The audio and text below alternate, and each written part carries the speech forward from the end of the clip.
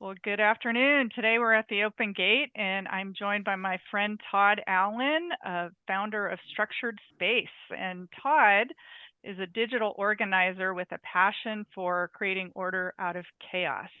And Todd, I know that you have helped me many times, and I like to share just some of your expertise with folks. So I'm glad you're able to join us today.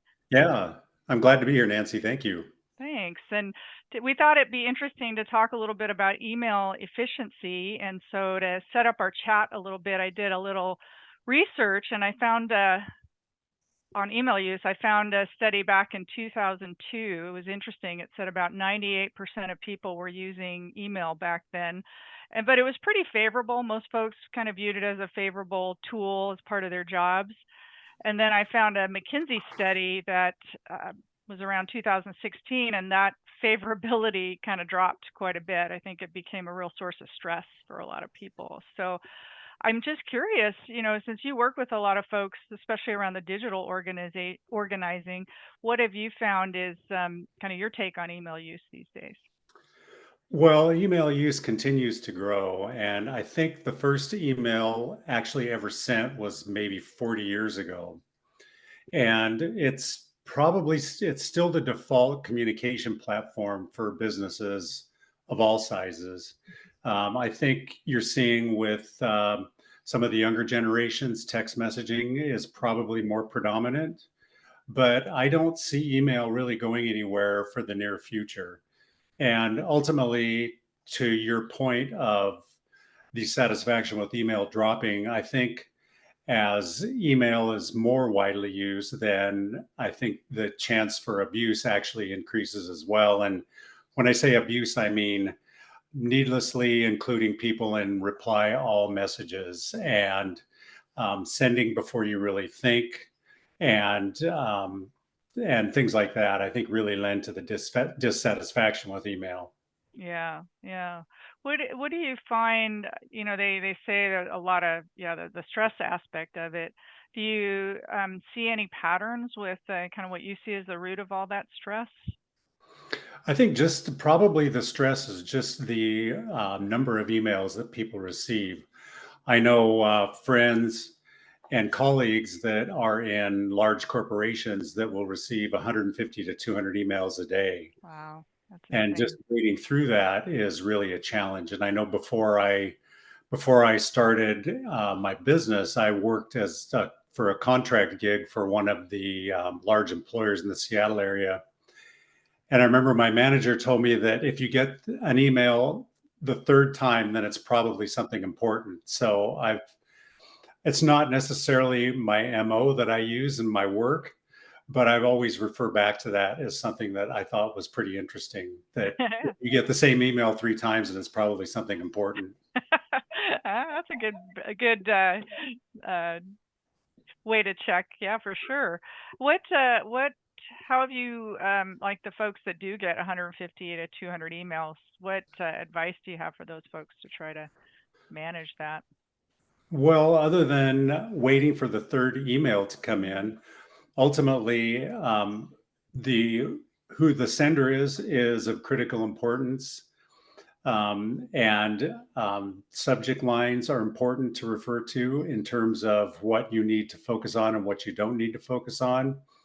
And then it kind of goes into the techniques for sorting your emails and really knowing which ones you have to come back to and spend some time on. And that's kind of one of the areas that I really work with my clients on. In terms of sorting and what are some of the tips that you share? What are some of the advice that you give? Well, really, if you can reply to an email in 2 minutes or less, it's kind of my ground rule. Then I recommend that you actually do the reply then and take care of it. But if you can't, then I recommend that people have some way of flagging emails for further review. And then when you have time at the end of the day or another time that works for them, for you, then going back through all those emails that you've captured and analyzing those and figuring out what you need to do. And it lends itself really well to not distracting yourself with focusing on something that's very important when you're right in the middle of something else. It's batching all that all those tasks together when it comes to email. Mhm. Yeah, and I know when we talked before about just how when you're working on a project that that can be you really lose a lot of time and productivity. Do you remember the research that you were telling me about that how much time is lost when you get interrupted with an email? Well, the research shows that a distraction takes about 25 to 30 minutes for you to recover from. It's insane. And that would be, let's say that you're working on a project and your focus is very intense on that project. You have a tight timeline. Then, if you have your email notifications on, or if you have your inbox visible to you, it's very hard for you to really ignore those things. And so, when you hear that notification go off, or you notice a new email in your inbox, you are distracted from that level of focus. And I think that's where that statistic really comes from in terms of email, is that your focus is interrupted. Getting back to that same level of intense focus after that interruption is what takes you so long. Hmm. Obviously, after an email interruption, you're going to get right back onto what you were doing. But as I said, or achieving that level of focus once again is the thing that's really challenging. Yeah.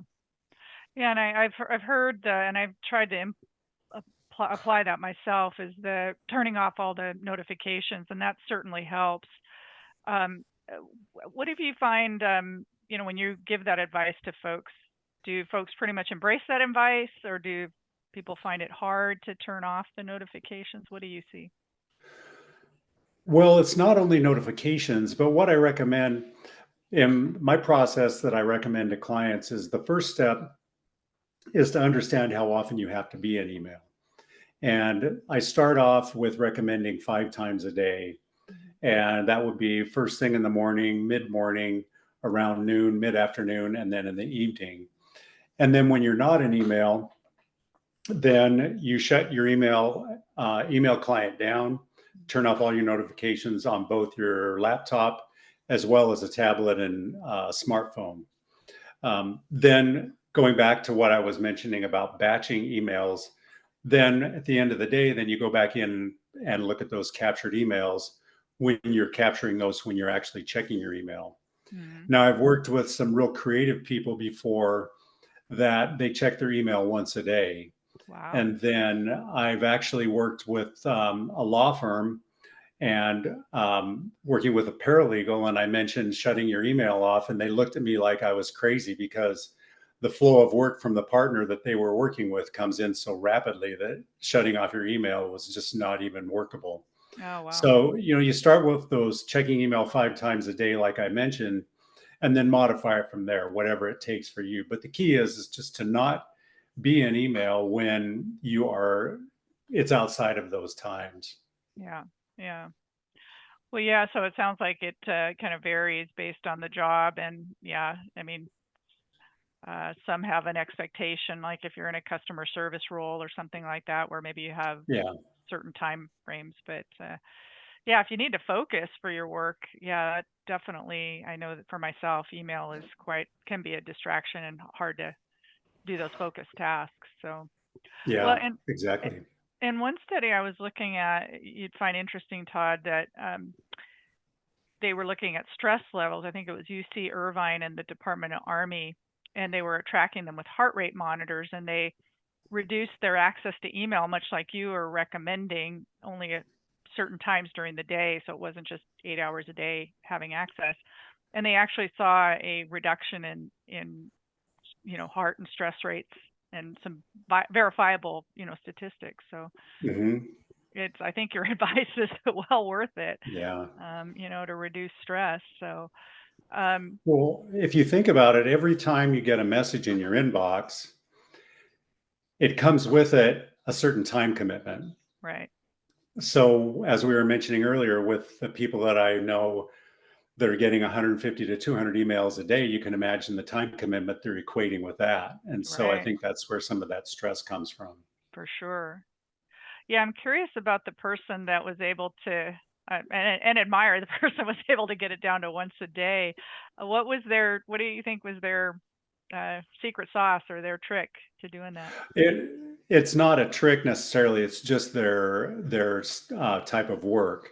Mm-hmm. Being a creative person, that really doesn't need to be accessed um, 5 times a day. I mean, once a Right. day is plenty for a creative person, typically because this particular client had projects that were pretty long term. Mm-hmm. And so there weren't a lot of updates that would happen throughout the day. Yeah. Yeah. And what, as you've worked with folks, w- any success stories that you can share, or any real transformations that you've seen people have with their email that come to mind? Well, just getting people to transition from always on to really owning email, I think, is the thing that really I enjoy seeing with the client, Mm-hmm. because I refer to it as you're owning your email instead of your email owning you. Mm, I like that. You're very purposeful in how you interact with email, and it really makes a difference. Yeah. And then obviously, and this isn't necessarily for people that are in a large corporate environment, but entrepreneurs, solopreneurs, things like people like you and I, Nancy, Mm-hmm. unsubscribe is one of the best things you can possibly do. Mm-hmm. And it's frustrating, but I tell people that, you can delete that email, but you're probably going to get that same email a little bit later today, or for sure tomorrow morning. So Yeah. taking a little bit of time to unsubscribe is super important. It's well worth it. Yeah. Yeah. I hear you on that one for sure. Um, well, what is there anything that I haven't thought to ask you as far as tips or ideas that you'd like to share?